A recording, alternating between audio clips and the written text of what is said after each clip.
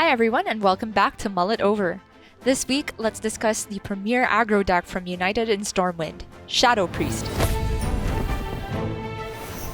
Admittedly, I was one of the people who didn't believe the deck would be a real thing when Dark Bishop Benedictus was first announced, but now there's no doubting the consistency with which you dominate the board using cheap minions and the 2-damage hero power. While conventional Mulligan wisdom would tell you to keep 1 and 2 drops, when you look at the standard Shadow Priest deck list, you quickly realize the deck is almost all 1 and 2 drops, so you should be pickier than that. Imagine what kind of opening curve your hand creates, evaluate the matchup, and mulligan accordingly.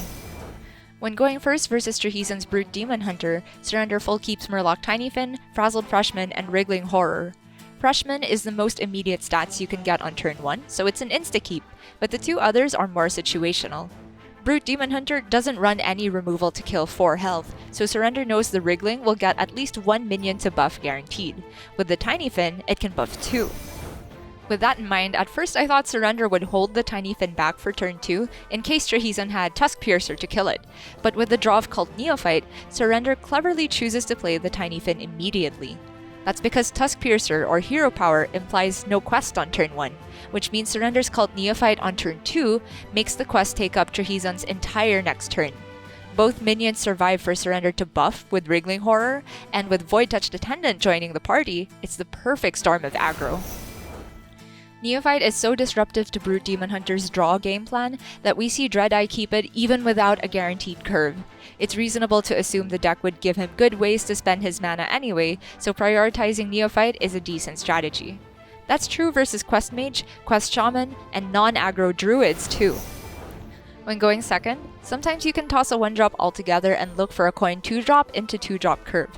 When Killin All Day faces Dreadeye's Mage, he's kept Murloc Tinyfin with Kulturon Chaplain with the intention to coin both out for a 1-3 and a 2-3 on turn 1, which Mage struggles to remove so early. He gets rid of Imprisoned Homunculus, a card that's great versus Shaman and in aggro mirrors but sometimes too slow versus Mage, to give himself the best chance to find Wriggling Horror. When he does find the Wriggling, the plan comes to light. It's tons of pressure before Ice Barrier, it's buffing a minion out of range of Fire Sale, and knowing that Divine Shield is a huge pain for Mage to deal with, he uses his Guardian Og Merchant to protect the Kulturon Chaplain from AoE too.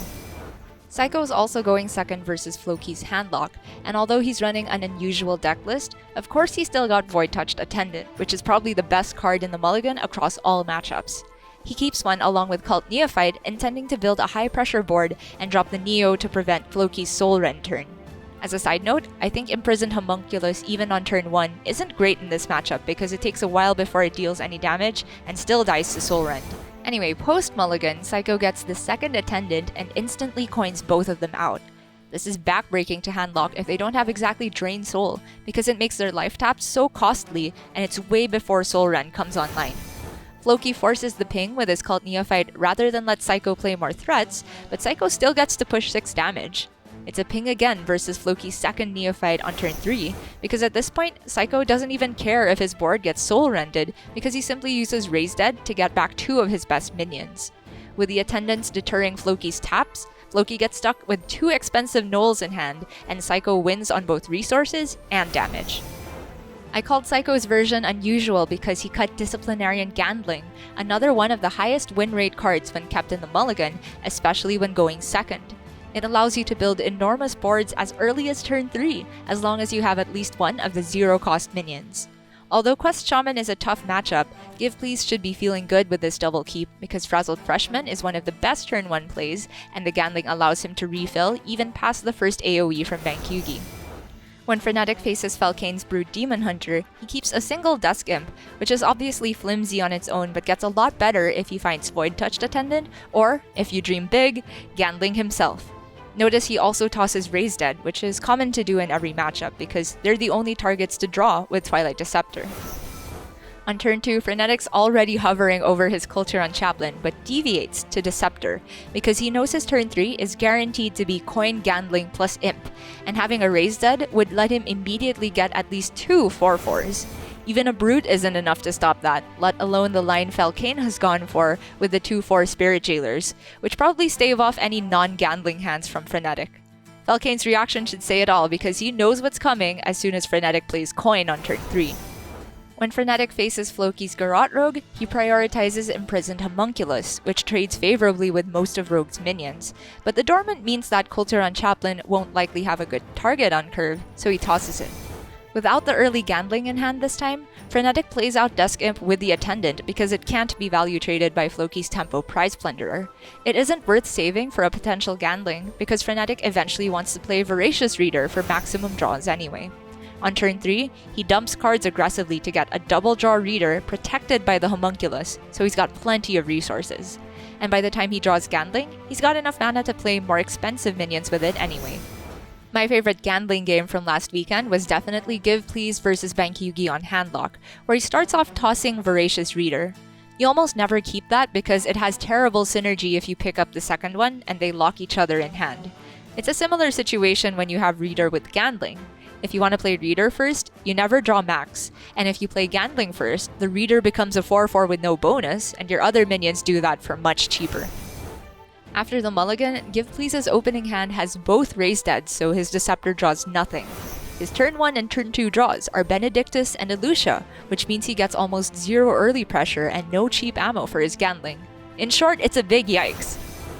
But on turn 3, he finally finds a Tiny Fin, and it's obvious now to coin Gandling with it.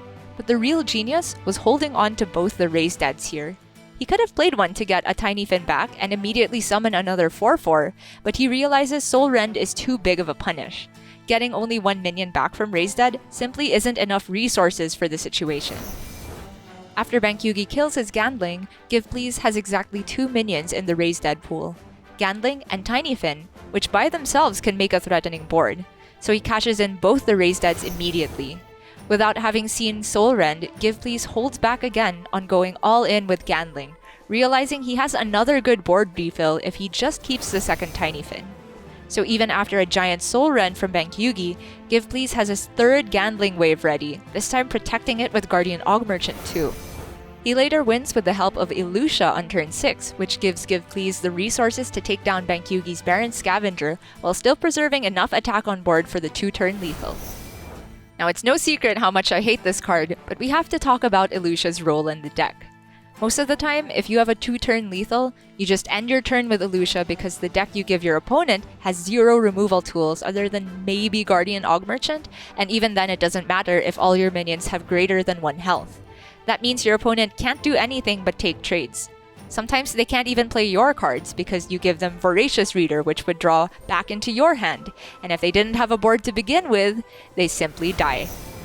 Even though Illucia is more of a finisher card, she's a reasonable keep in the Mulligan if your starting curve looks strong enough. In fact, you can even solo keep her versus Garrote Rogue, as Bunny Hopper demonstrates versus Tice. On turn 3, he dumps his hand, leaving only Gandling, and plays Illucia to steal Tice's coin and protect the main threat of Void-Touched Attendant.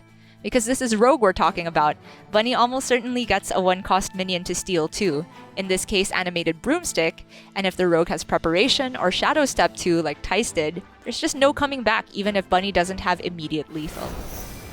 If Rogue ever discounts the hand with Octobot, or ends with a field contact Shadow Step back, those are also telltale signs that Illucia will ruin their day.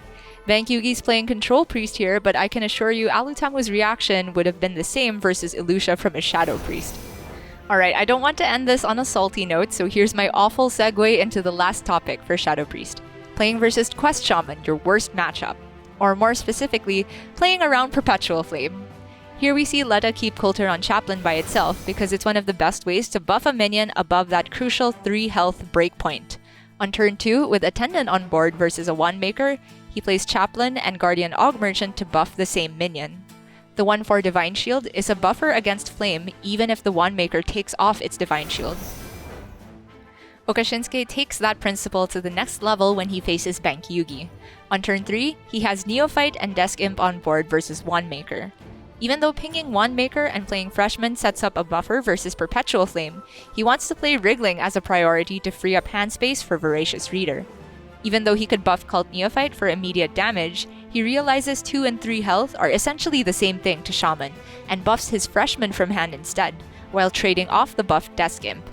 The 5 health minion is a buffer even against spell damage plus Perpetual Flame, which Bankyugi has. Okashinsuke continues this line of play on turn 4 when he uses the Chaplain buff on the Neophyte and trades the Wriggling and his hero power into Bankyugi's Entrapped Sorceress. It's a disciplined play, but Bankyugi has the perfect answer with Flame and another damage spell and Novice Zapper. In a pan out where Bankyugi didn't have all 3 of those though, Okashinsuke might have been in a good spot still. And that's all for Shadow Priest. For a deck that loves to go face, there's a lot wriggling under the surface when it comes to building durable board states. Thanks for attending class this week, and I'll catch you next time.